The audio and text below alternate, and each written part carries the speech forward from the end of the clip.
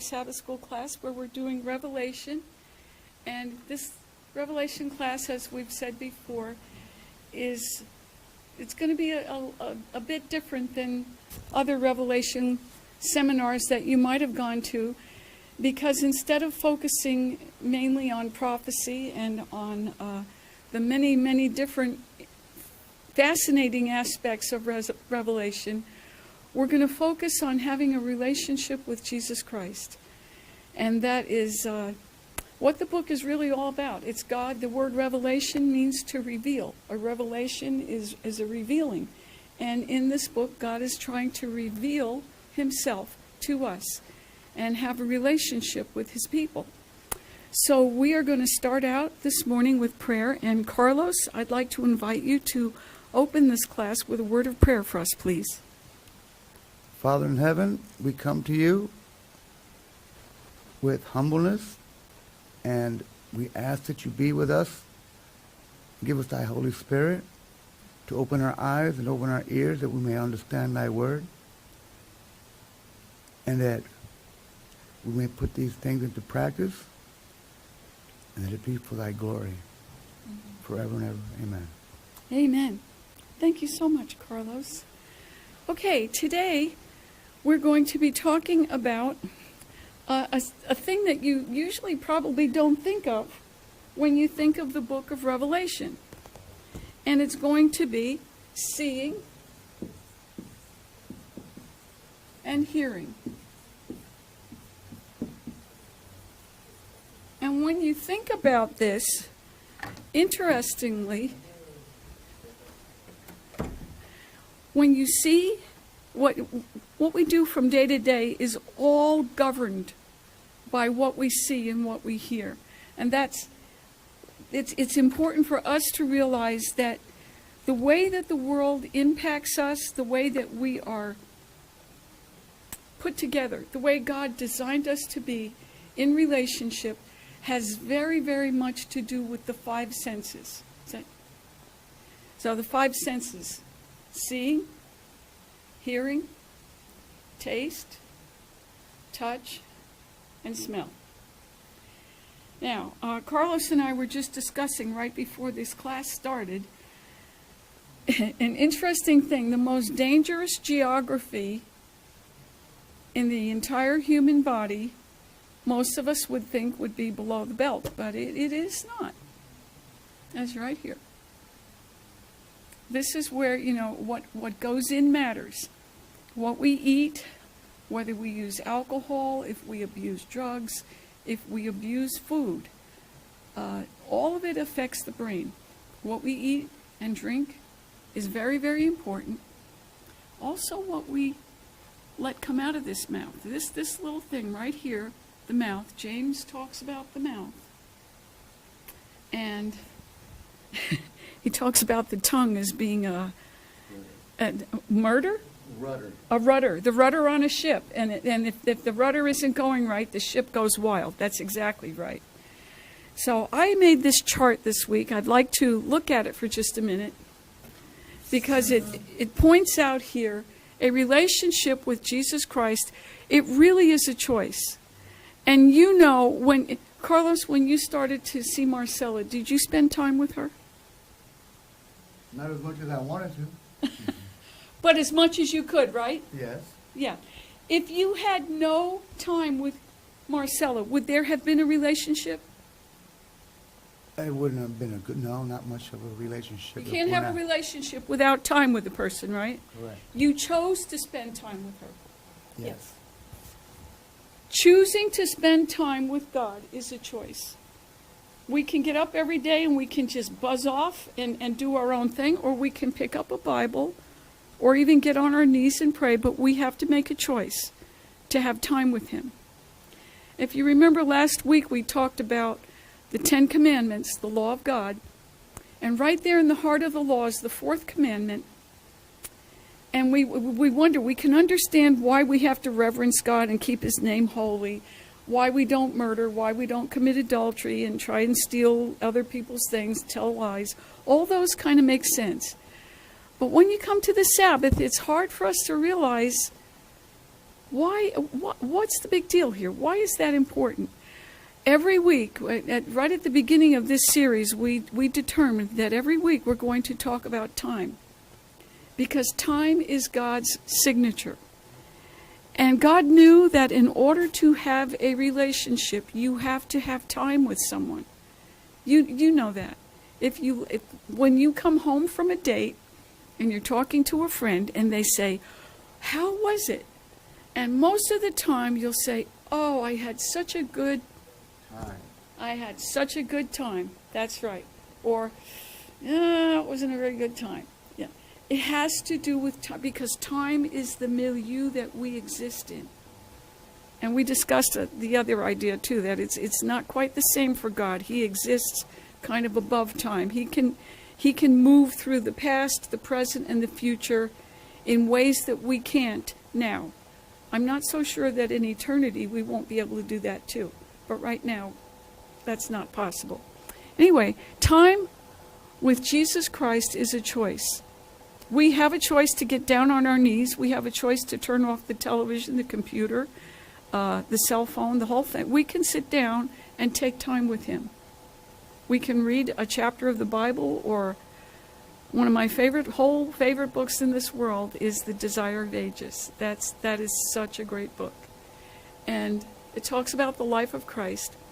But what happens when you take time, your thoughts, what we see and what we hear, what we focus on, what gets our attention gets us. What we focus on causes thoughts.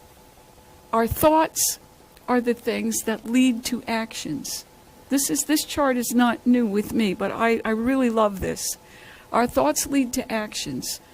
Our actions, when they are repeated, if you smoke a cigarette enough times, you're going to become a smoker. That's all there is to it.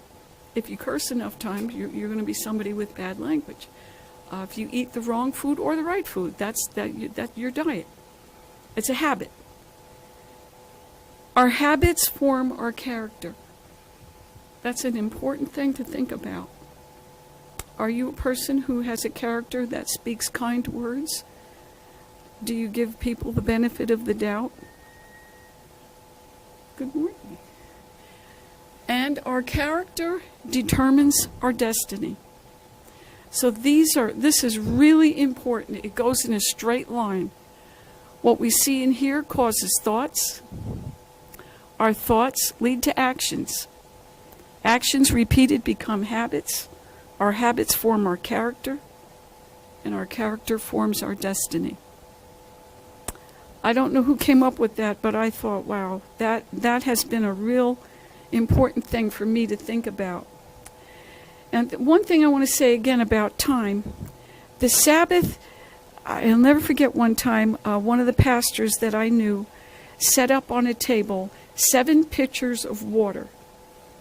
And he said, this is just plain water. First pitcher, second, third, fourth. And he handed a glass of water to each person sitting in his audience. And he said, how is that? And they said, well, it's good. It's good water. Then, in the 7th pitcher, he took out a lemon and a cup of sugar, sliced the lemon in half, squeezed it into that pitcher of water, and put the sugar in and stirred it. What happened? What would happen? I would assume you'd have lemonade.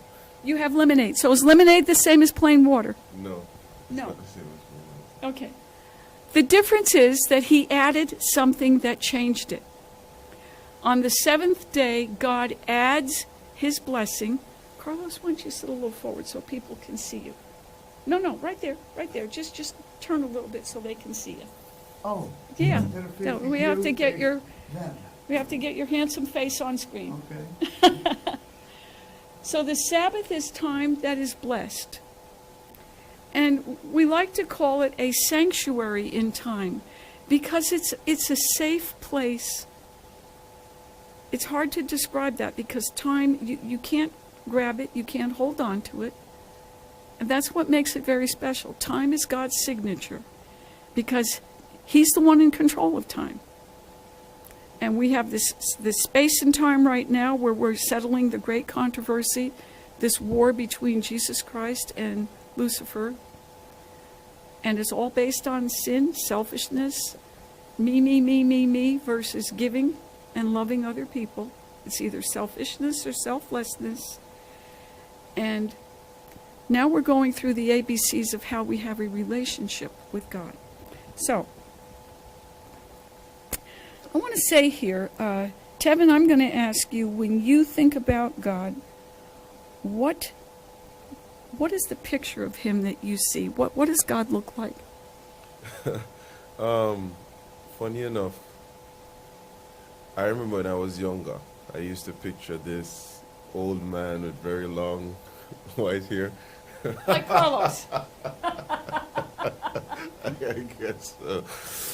But the more I've read the Bible, I don't know, I see this, I see someone from, we can get this example from Ezekiel chapter 1 or Ezekiel chapter 8. That's the image of God I like to use. It's fire. It might sound weird to someone who hasn't heard it before, but it's fire in the shape of a man sitting on a throne. And some way, somehow... But here's the man. How you doing? And some way, somehow, this... Can you sit here, please, Nathan? Join us, because we're going to have you answer. So God is a fiery, bright being. Yes, sitting on a throne in the shape of a man, but yet still, looking at his face, I see someone with great kindness.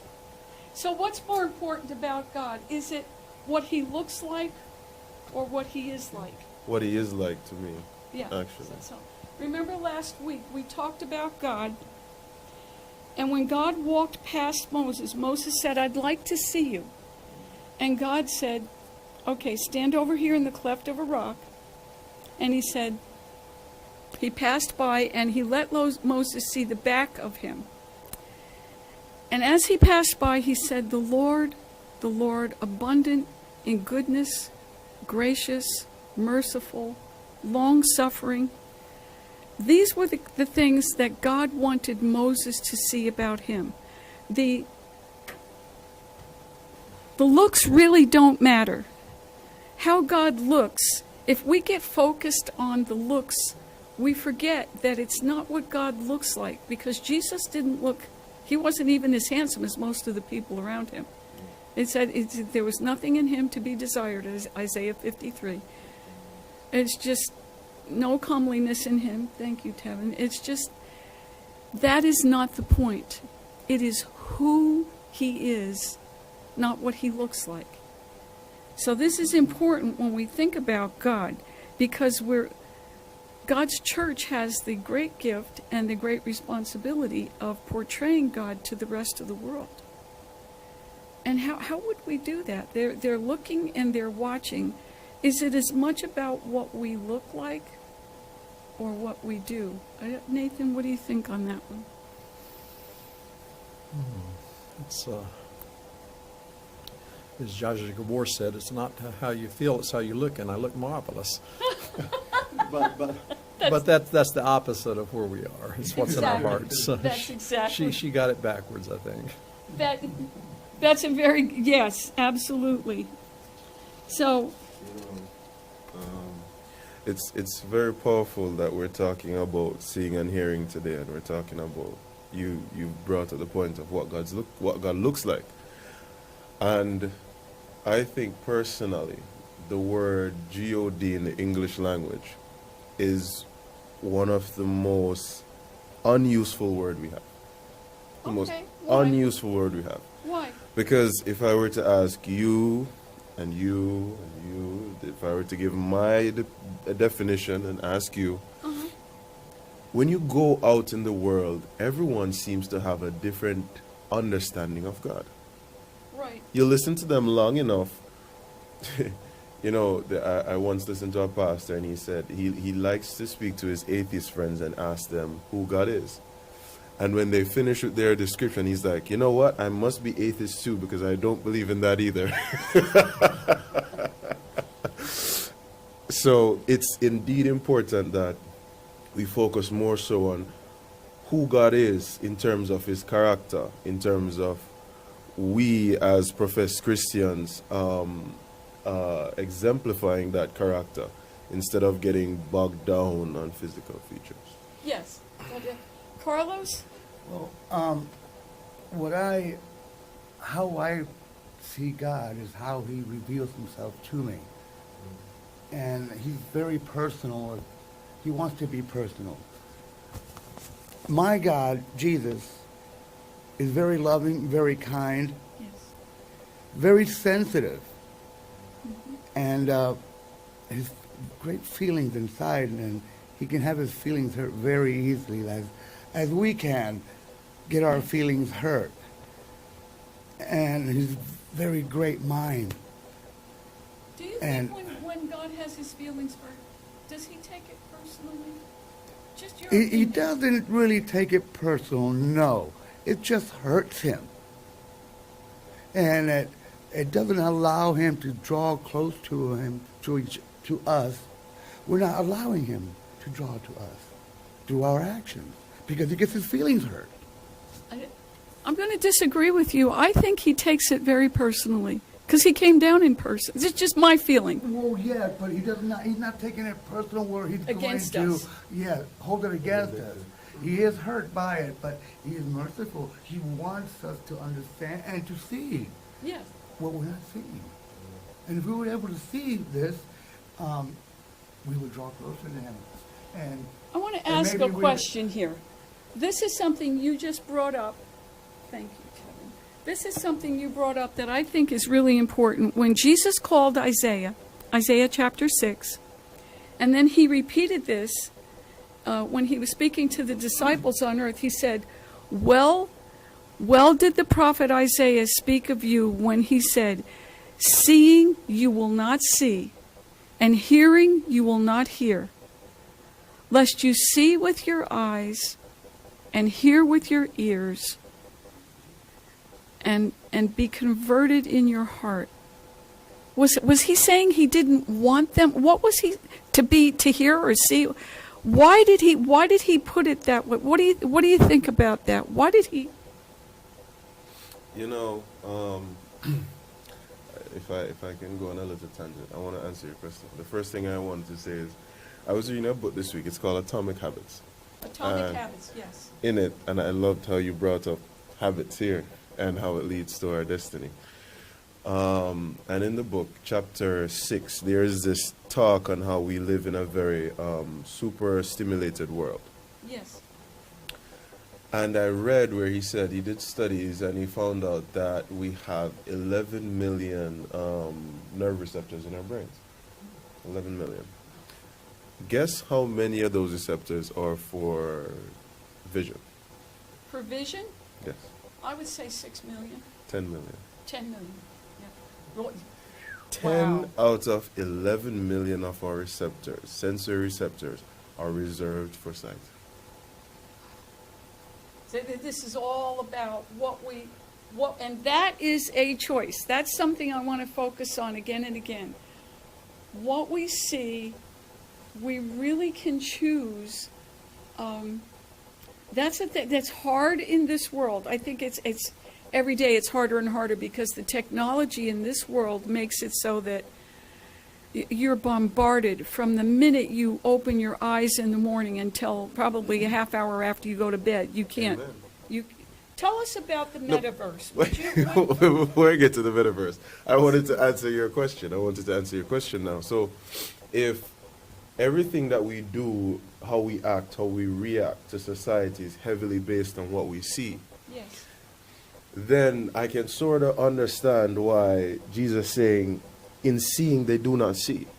It almost insinuates that there's so many things that we concentrate on looking at that we don't see the divine simplicity of God. Oh, that's good. I love that. I love that. The divine simplicity of God. That's beautiful. Just how simple it is. We're so caught up in, oh, it looks like we're going to have a famine. Oh, it looks like we're going to have a war. Oh, it looks like I can't have this loving relationship. Oh, it looks like I'm going to be hungry. That we can't see the one solution, which is God. And if we think about the great controversy, if we think about this relationship that Christ wants to have with us, I want to put it this way. Arno and I have a disagreement, an argument. And someone comes to me and gives me an interpretation of what happened between Arno and I. I know, because of someone else, thinks Arno did something against me. Arno cheated me in some sort of way. I'm sorry for yeah. Who needs to come? Who do I need to see to get this rectified? Well, Arno. I'd have to go to my niece first. I think you're in a different situation, Susan. The simple issue is, in seeing God, we don't see him, as my brother would have said earlier, as loving and kind and sensitive. We see him as one who we can't trust. It shows in our actions every day. Because if we believed he was one who was loving, if we believed he was one who would protect us and provide for us, if we believed we were in that relationship with him, then we wouldn't lie, we wouldn't cheat, we wouldn't steal, because we would trust that he would have our best interest at hand. So who needs to come? Who needs to come to vindicate his character? God.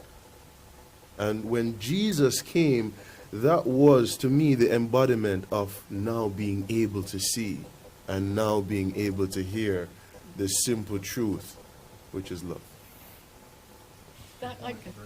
I could not have put that better. And it's interesting to me that Jesus came in a body that wasn't flashy. He did not come as a king. He was born in humble circumstances, to say the very least. He grew up poor. Carlos, I think you wanted to say something? God puts it very simple.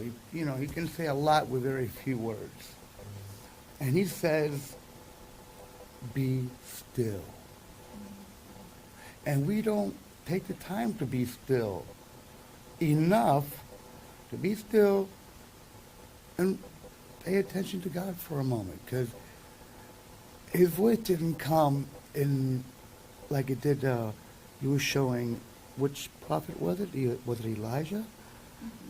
Well, many. Many of them. He said that he didn't come in the earthquake. He didn't come in. I don't recall exactly how it went, but he came in the still small in a voice. still small voice. And this is the part we don't want to do, because we're too caught up doing this and doing that. We're not taking time to be still with God. Yeah. You know, that I agree 100%. This is so important. That's why we put this chart over there. It is a choice. That's the thing. This is in our hands. It's a choice of how we spend our time, isn't it? We can choose to spend time with God, or we can choose 100. And the devil is the distractor. Did you want to say something, Arno, too? Okay. The distractions around us, and I want to give Tevin about 5 minutes here, because I think this is so important. We were talking about this one week, and Tevin, I am in the Stone Age as far as technology goes. I'm lucky I know how to, it's a good day, I can find the on switch on the computer. That's it. I am technologically challenged is the nicest way to put it. No, but Tevin over here studied computers, and so he told me about something which we don't have Facebook anymore.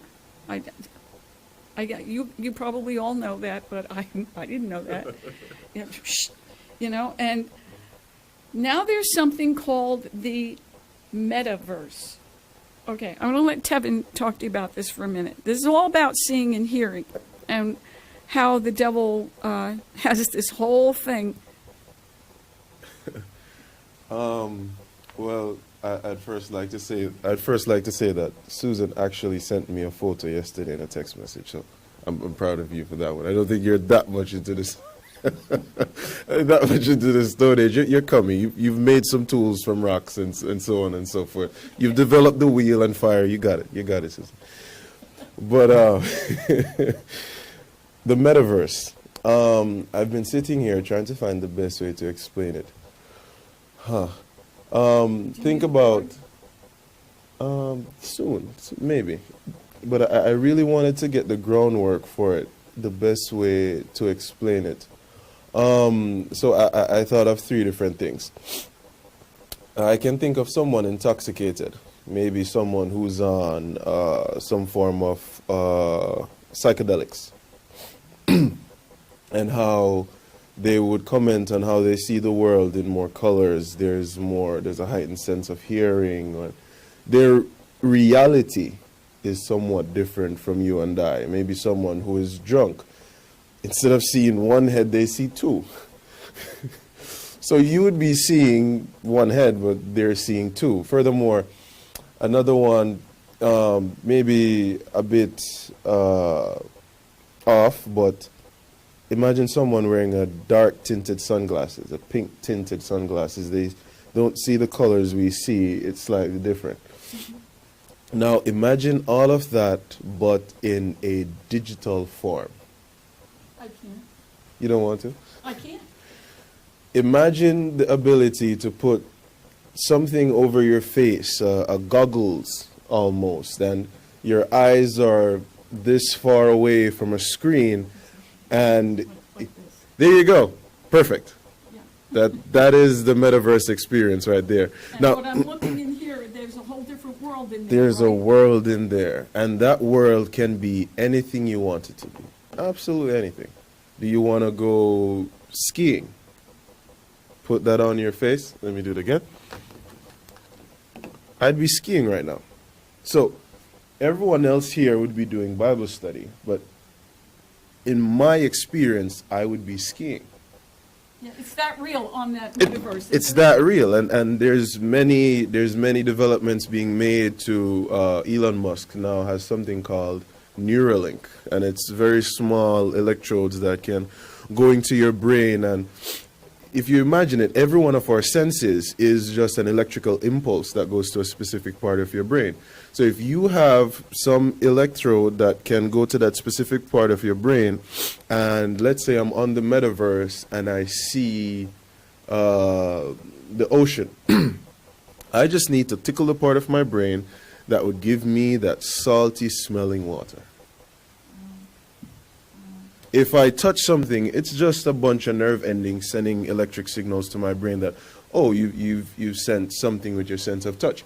I just need to send the electric signal to that part of my brain. You're touching something. Yeah.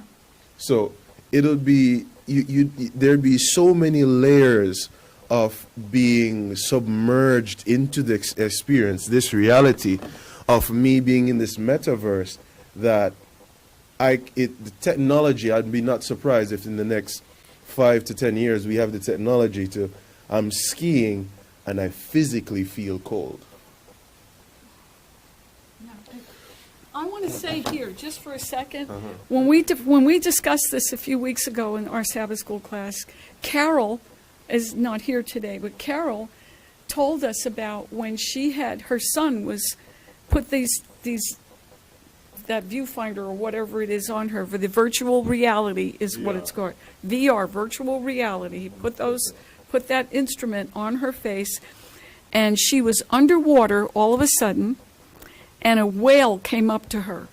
And she backed up so hard that she almost hit the wall. She almost fell because she felt like that whale was right here, and she's looking into its eyes, and it's scared the pants off her. It is terrifying. It is so real. And what I want to say about this is here, you can go into any reality you want. I'm sure that, like with video games, you can tell me, Tevin, they will have anything that you want to put into that little viewfinder, probably just pop it in, a little chip. You could go back and be part of the Middle Ages, and you can be a knight in shining armor, or I could be Guinevere. And Lancelot's coming down the lane here, and I'm getting myself all ready for Lancelot, whatever. I could be Cleopatra, floating down the Nile, eating grapes, whatever, anything you want. And this is where it gets scary. It's going to be wonderful for people that are either amputees or that have paralysis. They'll be able to put this on and experience something similar to life again. Yeah, to walking. At the same time, I don't want to dwell on this a lot, but anytime you have a good application of technology or anything, you usually have a bad application right along with it.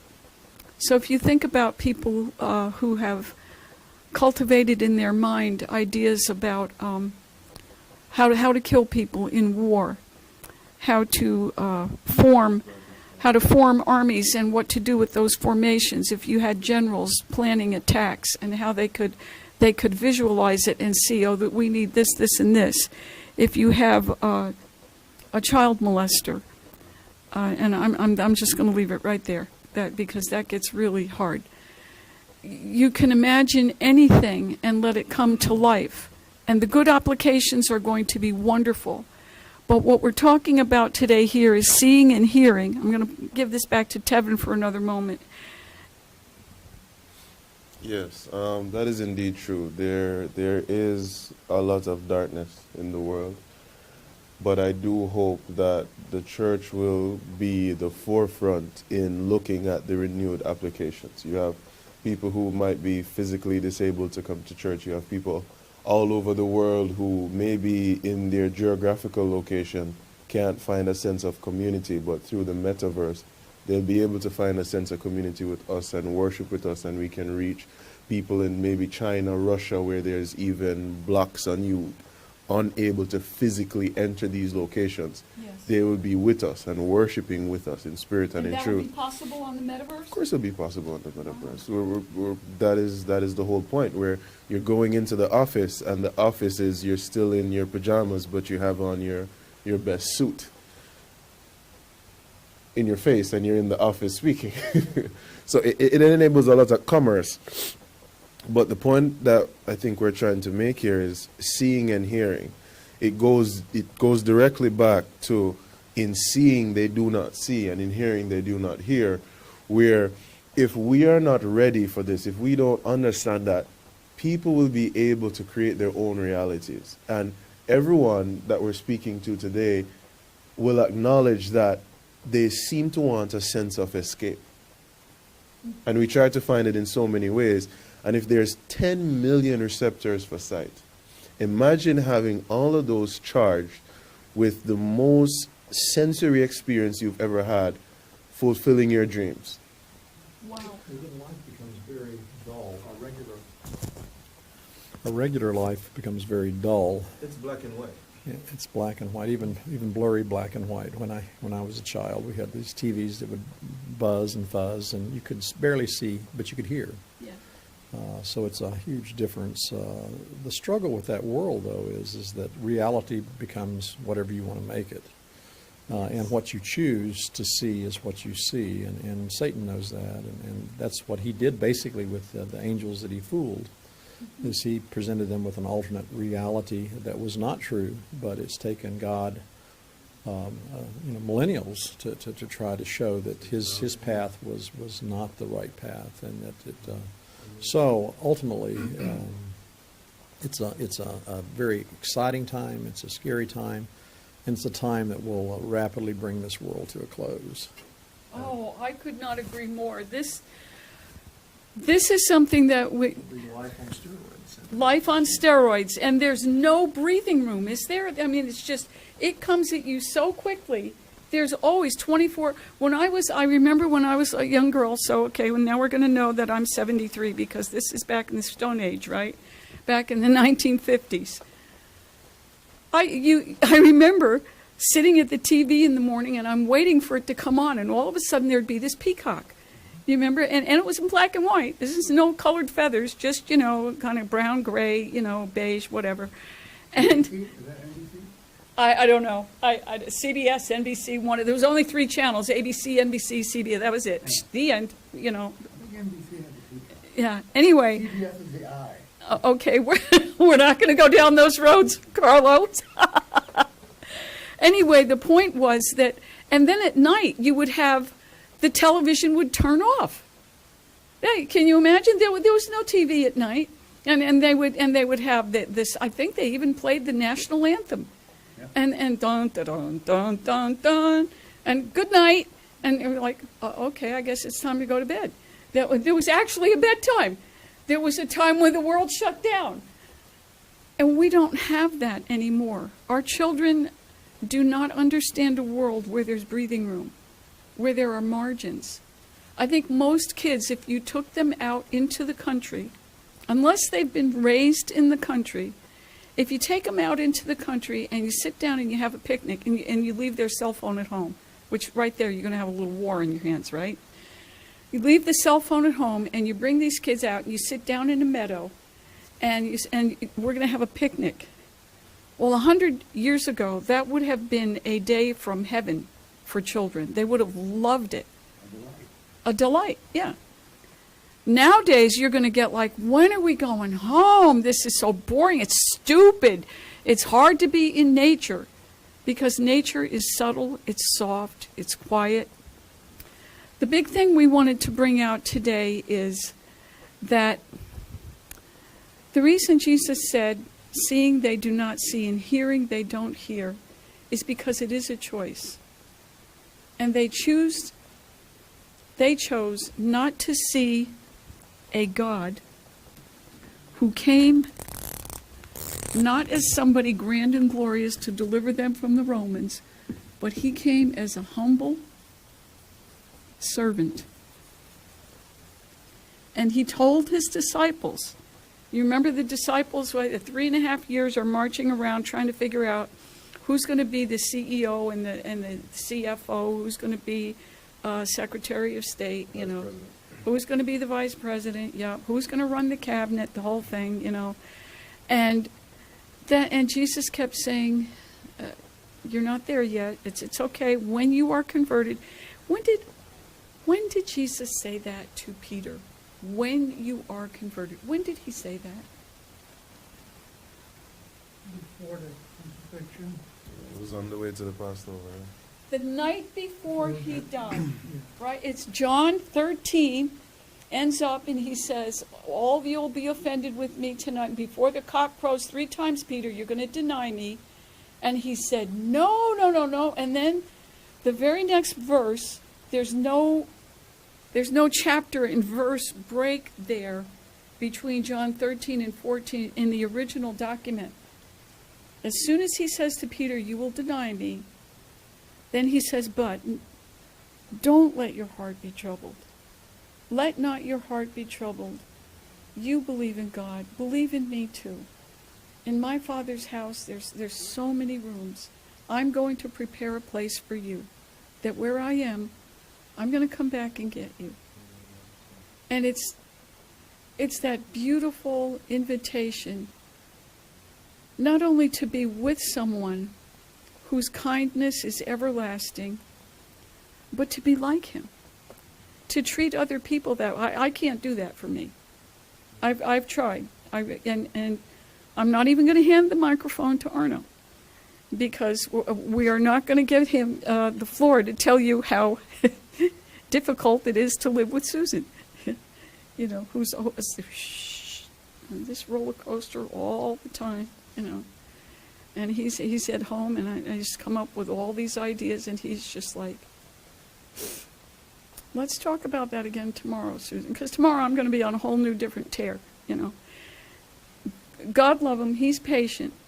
But this is a very different world than the one we will experience when eternity comes. So I had a few other things I wanted to share today, and one of them is this little acronym that I wrote out, and I saw it in a magazine this week, in one of our Adventist magazines, and it's just really easy here. Let's show it to Carlos and Nathan here. Okay, think. Don't say something unless it's true, helpful, inspiring, necessary, and kind. True, helpful, inspiring, necessary, and kind. Wow. What if we lived in a world where everybody at the United Nations followed this idea? They just, that was it. And just think a little bit. And think before you speak. Yes, yeah, that's, I know that I am I always think before I speak, and I say things only after I've carefully considered them and all that. But little Susie, every once in a while, she gets out every day. And she has no guardrail on her mouth. So we have a problem there. You wanted to say something, Carlos? Yes. On those two words up there. And it's a matter of choice here. See, Jesus is very humble, and we have no greater servant than our God who serves us here. And he wants us to be like him. But we as human beings, and our nature is, we're not humble. No. So we don't want to humble ourselves to God. We want people to humble themselves to us. We don't want to serve, we want to be served. But in the eternal realm, everybody serves one another. That's right. That's right. And to be in heaven, we have to love serving one another. That's what it's all about. It's about serving, not being served. And when we get that one, and you see that, and then you can have happiness, you can have joy, you can have peace, and you can have eternity. That's a beautiful thought, Carlos. Thank you. I'm going to give the last moment here. We have so many other things that we could talk about, the senses, the gates, and all of that go on with seeing and hearing and how you guard them. But I want to give the last few moments here to Nathan, because you deal with people all the time who have end-of-life issues, and what they focus on at the end of life, and how that impacts what you see. And if you could address that for a minute as we close out, I'd really appreciate that, Nathan. I think most of us think that we'll have some time to plan and see the end of our lives and make big changes and be different than what we are now, but that usually doesn't happen. People get into the end of their life and they get into a fog. Many can't think clearly, and they are who they are. That's from the chemotherapy? No, just the sickness, the chemotherapy, a combination of everything, being old. Mm-hmm. Not everybody's old, but certainly a good portion of them end up being who they are. And what they've been through their whole life reflects itself in the end of their lives. So we're not in a charade. We're playing a game for real. And if we're going to bring anything, excuse me, I've got a little cough here. If we're going to bring anything to the end of our lives, we've got to bring it now. We can't wait for that time when everything will be just right. That is such an important thought to keep forward, front and center. We're going to close here in a moment with prayer. But before we do that, I would like to mention a few scriptures that I was thinking of this morning. And they have to do with seeing and hearing. I don't know if all of you are like me, but I can remember a lot of scriptures, and I don't know always exactly where they are. But I have them in my heart, and they're wonderful promises. When Jesus was baptized, the Father said, right in the hearing, most people didn't understand it. They thought it was thunder, but the Father said, "This is my beloved Son. Hear him." Listen to him. And the disciples are so busy, even his own disciples, trying to figure out how they're going to be great and all that they didn't really get it until after he died. They started to remember what he said. They couldn't really hear him while he was right there in front of them. There's another beautiful, beautiful prayer in the Bible. "Let the words of my mouth and the meditation of my heart be acceptable to you, O Lord, my strength and my Redeemer." That's a beautiful prayer, because we can give our hearts to God, and we can let those words and our thoughts be acceptable to him. Jesus himself prayed, I think this is John 17:17, "Sanctify them through your truth. Your word is truth." And remember, Jesus himself is called the Word of God, the whole Logos. This week we're talking about the God who sees me, who hears me, and who wants a relationship with me. By beholding, we are changed. Out of the abundance of the heart, the mouth speaks. As a man thinks in his heart, so is he. Ask and it will be given to you. Seek and you will find. Knock and it will be opened. There's so many, many, many precious promises we can tuck inside our minds and our hearts. We're going to close now with a brief prayer. Father, thank you for these precious moments of the Sabbath and for the time that you've given us to be together and to discuss these things and to have time with you and with each other. Thank you for making that sacred space and time that we call Sabbath, and for caring about us enough to meet with us every single week and every day of our lives, for coming to be with us and for wanting to bring us home soon. May that happen, Lord, soon. Even so, Lord Jesus, come quickly. Amen.